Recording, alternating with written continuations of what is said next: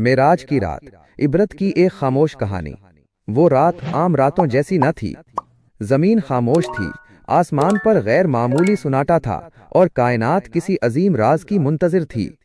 یہ وہ بابرکت رات تھی جب اللہ تعالیٰ نے اپنے محبوب حضرت محمد صلی اللہ علیہ وسلم کو ایک ایسا سفر عطا فرمایا جس کی مثال تاریخ انسانی میں نہیں ملتی۔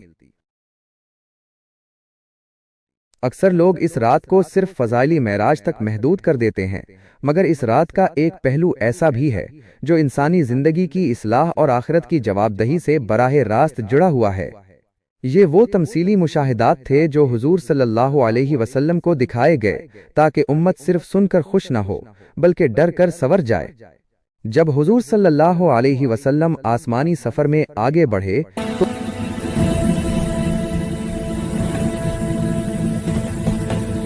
تو ایک منظر ایسا آیا جس نے انسانیت کو خاموش نصیحت کر دی۔ پہلا منظر، بے عمل مبلغین۔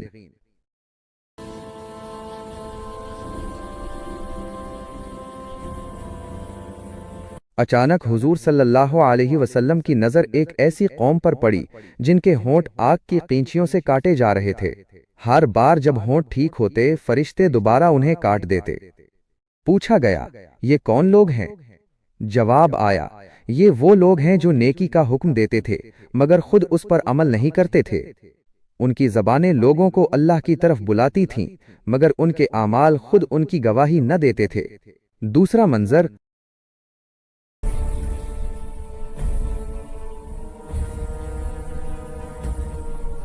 سود خور۔ پھر ایک اور ہولناک منظر سامنے آیا۔ کچھ لوگ تھے جن کے پیٹ گھروں کی طرح بڑے تھے اور ان پیٹوں کے اندر سانپ بھرے ہوئے تھے جو باہر سے صاف نظر آ رہے تھے۔ یہ وہ لوگ تھے جو دنیا میں سود کھاتے اور کھلاتے تھے۔ ان کی ہرس نے ان کے پیٹ تو بھرے مگر آخرت میں وہ پیٹ عذاب کا گھر بن گئے۔ تیسرا منظر،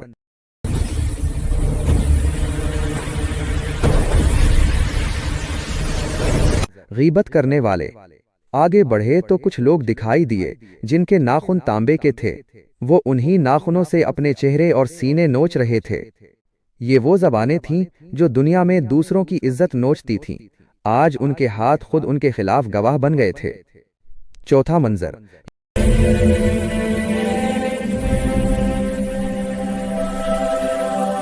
یتیم کا مال کھانے والے۔ ایک اور مقام پر کچھ ایسے لوگ نظر آئے جن کے ہونٹ اونٹ جیسے تھے۔ فرشتے ان کے منہ میں آگ کے پتھر ڈال رہے تھے۔